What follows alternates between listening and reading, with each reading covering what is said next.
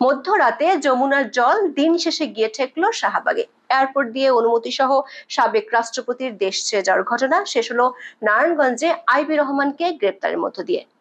এত নাটকের মধ্যে যে দাবি আওয়ামী লীগকে নিষিদ্ধ করা, তাতে শেষ পর্যন্ত মিলল সান্ত্বনা পুরস্কার। নিজের সমর্থকদের ধৈর্য ধরতে বলল অন্তর্বর্তী সরকার। আবার এ নিয়ে সরকার অন্তর্মহলের লোকজনের মধ্যে চলছে কাদা ছোড়াছুড়ি। কিংস পার্টি এনসিপিতে চলছে স্বঘোষিত নেতা হওয়ার বিবাদ। আবার ইস্যুটিকে ঘিরে একটি ইসলামিক রাজনৈতিক দল নিজেদের কয়েকটি ইস্যু নিয়ে সরকারকে চেপে ধরার কৌশল নিয়েছে। প্রশ্ন হলো, এর আগে সিদ্ধান্ত নেয়া একটি ইস্যুকে বারবার ঘুরিয়ে ফিরিয়ে এনে এত নাটক কেন? এর পেছনে রহস্য কি? চলুন যাওয়া যাক বিশ্লেষণে। সাবেক রাষ্ট্রপতি আব্দুল হামিদ ক্যান্সারের রোগী। চিকিৎসার জন্য তিনি গিয়েছেন থাইল্যান্ডে। কোনো লুকোচুরি করে নয়, ঢাকার এয়ারপোর্ট দিয়ে ভিআইপি গেট ব্যবহার করে। যে গেট ব্যবহার করতে হলে আগে থেকে জানাতে হয়, অনুমতি থাকতে হয়। সাবেক রাষ্ট্রপতি আব্দুল হামিদও ক্লিয়ারেন্স নিয়ে বিদেশে গিয়েছেন, যার মধ্যে দুটি গোয়েন্দা সংস্থা তাকে বিদেশ যাওয়ার অনুমতি দিয়েছেন। সে দুটি গোয়েন্দা সংস্থা আবার প্রধান উপদেষ্টার অধীনস্থ। তারপরও এ নিয়ে শুরু হয় নাটক। তড়িৎ গতিতে কয়েকজন পুলিশ কর্মকর্তার বিরুদ্ধে প্রাথমিক ব্যবস্থা নেয় সরকার। সংশ্লিষ্ট একাধিক সূত্র বলছে, প্রধান উপদেষ্টার দপ্তর থেকে আপত্তি থাকলে তিনি যেতে পারতেন না।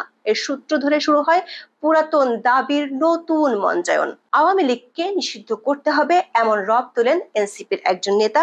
সামাজিক মাধ্যমে আক্রমণ করতে থাকে কয়েকজন উপদেষ্টাকে। এর পাল্টা জবাব দেন সরকারের একজন নতুন উপদেষ্টা। সে জবাবে আবার নিজের সিনিয়র সহকর্মীদের উপর দোষ দিয়ে নিজেকে ভারমুক্ত করতে চেয়েছেন। এর মধ্যে নাটকের মঞ্চায়ন জমে ওঠে। আওয়ামী লীগকে নিষিদ্ধের দাবিতে জড়ো হয় যমুনার সামনে। রাতভর চলে স্লোগান। একই সময় নারায়ণগঞ্জে শুরু হয় আরেক নাটক। পুলিশ গ্রেপ্তার করতে যায় সাবেক মেয়র আইভি রহমানকে, কিন্তু আইভি নারায়ণগঞ্জে ব্যাপক জনপ্রিয়। মানুষ তার গ্রেপ্তারের প্রতিবাদে জড়ো হয় তার বাড়ির সামনে। শেষমেশ 6 ঘন্টা পর ভোরে পুলিশ তাকে গ্রেপ্তার করে নিয়ে যায়। সকাল গড়িয়ে দুপুর শেষ হলে যমুনার সামনের আন্দোলনকারীরা চলে যায় শাহবাগে। এর মধ্যে সরকার পক্ষ থেকে আসে সান্ত্বনার বাণী, দেয়া হয় বিবৃতি। সে বিবৃতিতে বলা হয়েছে, সম্প্রতি বিভিন্ন রাজনৈতিক দল, সংগঠন ও জনগণের পক্ষ থেকে আওয়ামী লীগ নিষিদ্ধ করার যে দাবি উঠেছে তার সরকার গুরুত্বের সাথে বিবেচনা করছে। দর্শক, তার মানে কি সরকার এতদিন এই দাবি গুরুত্বের সাথে বিবেচনা করেনি? অথচ আমরা আগের বেশ কয়েকটি ভিডিওতে প্রমাণ সহ দেখিয়েছিলাম। গত বছর অক্টোবরে আওয়ামী লীগ নিষিদ্ধের দাবি তোলে জুলাই আন্দোলনে অংশগ্রহণকারীর একটি পক্ষ। অন্তর্বর্তী সরকারের প্রধান উপদেষ্টার দায়িত্ব নেয়ার পর ডক্টর মোহাম্মদ ইউনূসও দিয়েছিলেন কড়া বার্তা। বলেছিলেন, শেখ হাসিনা ও আওয়ামী লীগের স্থান বাংলাদেশে হবে না। তবে আন্তর্জাতিক মহলের চাপ, অন্যতম বড় দল বিএনপির অসম্মতি এবং পরিস্থিতির সামাল দেয়া নিয়ে উৎকণ্ঠা থেকে মাত্র 2 সপ্তাহের ব্যবধানে আওয়ামী লীগকে নিষিদ্ধের সেই চিন্তা যমুনার জলে হারিয়ে গিয়েছিল।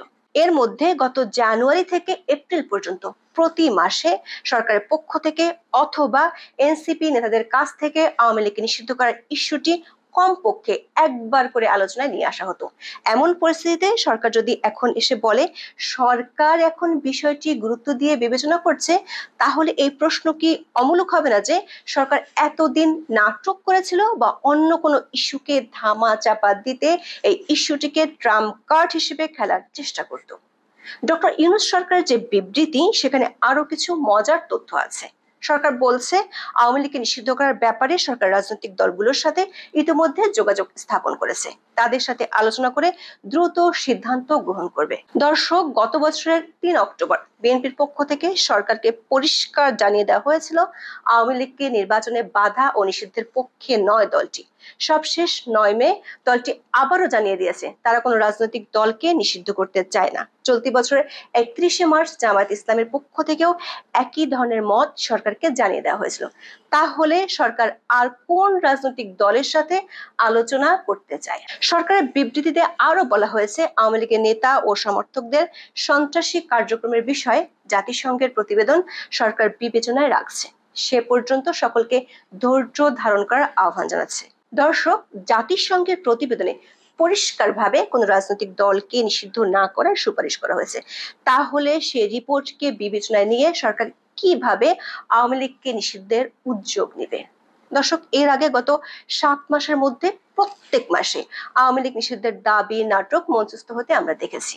এমনকি এই ইস্যুতে 2 দফা কোর্টেও গিয়েছিল। এর মধ্যে সবশেষ 28শে অক্টোবর আওয়ামী লীগ সহ 11টি দলের রাজনৈতিক কর্মকাণ্ড নিষিদ্ধ চেয়ে রিট করেছিলেন হাসনাত আব্দুল্লাহ ও সার্জিস আলম সহ 3 জন। কিন্তু তখন নাটকীয়ভাবে মাত্র 24 ঘন্টার মধ্যে হাইকোর্টের রিট প্রত্যাহার করে নেন তারা। সরকারি একাধিক সূত্র বলছে, ডক্টর ইউনূসের সরকার যে আওয়ামী লীগকে নিষিদ্ধ করবে না সেটি পরিষ্কার হয়েছিল 20শে নভেম্বর। সরকারের পক্ষ থেকে দল নিষিদ্ধের বিধান রেখে আইসিটি অ্যাক্ট সংশোধনের প্রস্তাব তোলা হয়েছিল উপদেষ্টা পরিষদের বৈঠকে। সূত্রগুলো বলছে, খুব দ্রুত বৈঠকে সরকার এই বিধান বাদ দেওয়ার সিদ্ধান্ত নেয়। প্রশ্ন হলো, তাহলে আবার কেন এই দাবি তোলা হচ্ছে? আবার কেন বিবৃতিতে বলা হয়েছে এমন বিধান যুক্ত করার কথা ভাববে সরকার? গত 3 দিনের মেরুকরণের পেছনে বেশ কয়েকটি ইস্যু ও সমীকরণ আছে। এটি পরিষ্কার যে আওয়ামী লীগ নিষিদ্ধের ইস্যুটি বিভিন্ন সময় বিপদের কাণ্ডারি হিসেবে সামনে এনে সাময়িক উত্তেজনা ছড়ানোর চেষ্টা করে যাচ্ছেন সরকার সমর্থকেরা। সামাজিক যোগাযোগ মাধ্যমে অনেকে এখন বলছেন, নানা দ্বন্দ্ব সংঘাতে বিপর্যস্ত কিংস পার্টি এনসিপি নেতারা তুরুপের তাস হিসেবে ব্যবহার করছেন ইস্যুটিকে। কারো কারো সন্দেহ, বিভিন্ন বিতর্ক ও সমালোচনা থেকে দৃষ্টি ঘোরাতে সরকার এটি কাজে লাগাচ্ছে। তবে অতি ব্যবহারে অনেকটাই ভোঁতা হয়েছে অস্ত্রটি। সরকার ও সরকারপন্থীদের কর্মকাণ্ড সোশ্যাল মিডিয়ায় বিভিন্ন কৌতুকের জন্ম দিচ্ছে। তবে এবারের আয়োজনে সরকারের ভিতর ও বাইরের পারস্পরিক অসহযোগিতার বিষয়টি একেবারেই পরিষ্কার। শুরুটা হয় তথ্য উপদেষ্টা মাহফুজ আলমের ফেসবুক পোস্ট থেকে। তিনি আওয়ামী লীগ নিষিদ্ধ না হওয়ার দায় প্রায় সব পক্ষকে দিয়েছেন। তবে এর মধ্যে উপদেষ্টা পরিষদের জ্যেষ্ঠ সদস্যদের দায়ী করেন তীব্র ভাষায়। তবে পরদিনই আইন উপদেষ্টা আসিফ নজরুল এক পোস্টে তড়িঘড়ি করে দায়ভার চাপিয়েছেন অন্যদের কাঁধে। দর্শক, গত বছরের 28শে অগস্ট আইন উপদেষ্টা সাংবাদিকদের বলেছিলেন, আওয়ামী লীগ বাংলাদেশের স্বাধীনতা সংগ্রামের নেতৃত্ব দানকারী দল। বিভিন্ন গণতান্ত্রিক সংগ্রামে এই দলটির অবদান ছিল। গত 15 বছরে তারা যা করেছে এটি তাদের ঐতিহ্যের সঙ্গে যায় না, সেটি মুক্তিযুদ্ধের চেতনার সঙ্গে যায় না। এই কর্মকাণ্ডের জন্য ব্যক্তিগত দায় থাকতে পারে, নেতাদের সামষ্টিক দায় থাকতে পারে, তবে দল হিসেবে আওয়ামী লীগকে নিষিদ্ধ করা সমীচীন হবে বলে মনে হয় না। সেই আসিফ নজরুলই নতুন করে পোস্ট দিয়ে জানালেন উল্টো কথা। সেই সঙ্গে তার পোস্ট প্রশ্নের মুখে ফেলে দিয়েছে স্বরাষ্ট্র, এমনকি খোদ প্রধান উপদেষ্টাকেও। স্বরাষ্ট্র উপদেষ্টা আবার নিজে দায়মুক্ত হতে ইন্টারপোলের ধারস্থ হওয়ার আশার কথা শুনিয়েছেন। তবে এমন ভাবে বলেছেন যেন মনে হবে ইন্টারপোল যেন বাংলাদেশের কোনো থানা। দর্শক, নতুন পোস্টে আসিফ নজরুলের ইঙ্গিত খুব স্পষ্ট। বিমানবন্দরে ইমিগ্রেশন কর্মকর্তারা মূলত স্বরাষ্ট্র মন্ত্রণালয়ের অধীনে। আবার সাবেক রাষ্ট্রপতি যেখানে ভিআইপি গেট ব্যবহার করে বিদেশ গেছেন, সেখানে বিষয়টি এনএসআই সহ বিভিন্ন গোয়েন্দা সংস্থার কোনোভাবেই অজানা থাকার কথা নয়। সেক্ষেত্রে সরকারের সর্বোচ্চ পর্যায়ে অর্থাৎ প্রধান উপদেষ্টার কাছেও বার্তাটি পৌঁছানোর কথা। সেখানে খুব স্বাভাবিক প্রশ্ন হলো, কেবল বিচারকদের নিয়ে ব্যস্ত থাকা আইন উপদেষ্টা তার কোন সহকর্মীদের দায়ী করেছেন? দর্শক, 8 মাস আগে আওয়ামী লীগ নিষিদ্ধের বিপক্ষে অবস্থান জানানো আইন উপদেষ্টা পুরো ইউটার্ন নিয়ে পোস্টে লিখেছেন, আমাদের মধ্যে আওয়ামী লীগের বিষয়ে ব্যবস্থা গ্রহণের প্রশ্নে কোনো দ্বিমত নেই, তবে পদ্ধতি নিয়ে সবার নিজস্ব মত থাকতেই পারে। আবার একই পোস্টে তিনি খেলেছেন যদি কিন্তুর খেলা। তিনি লেখেন, রাজনৈতিক দলগুলো আওয়ামী লীগের নিষিদ্ধকরণ চাইলে বা বিচারিক আদালত এ সম্পর্কে কোনো পর্যবেক্ষণ বা রায় আসলে অবশ্যই আইনানুগভাবে দ্রুত আওয়ামী লীগকে নিষিদ্ধ করা যাবে। আমরা সেই প্রত্যাশায় আছি।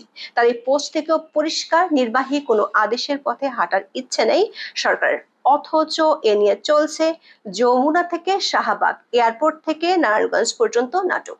সেই নাটক ভিআইপি রোডের রাস্তায়, কখনো ট্রাকের উপর মঞ্চস্থ হচ্ছে। দর্শক, আসিফ নজরুলের পোস্টের আগে আরো একটি পোস্ট দেন তথ্য উপদেষ্টা মাহফুজ আলম। এতে তিনি অভিযোগের আঙ্গুল খুব পরিষ্কার ভাবে তুলেছেন একজন জ্যেষ্ঠ উপদেষ্টার দিকে। দর্শক, দেখা যাচ্ছে উপদেষ্টা পরিষদের ভেতরেই চলছে মল্লযুদ্ধ।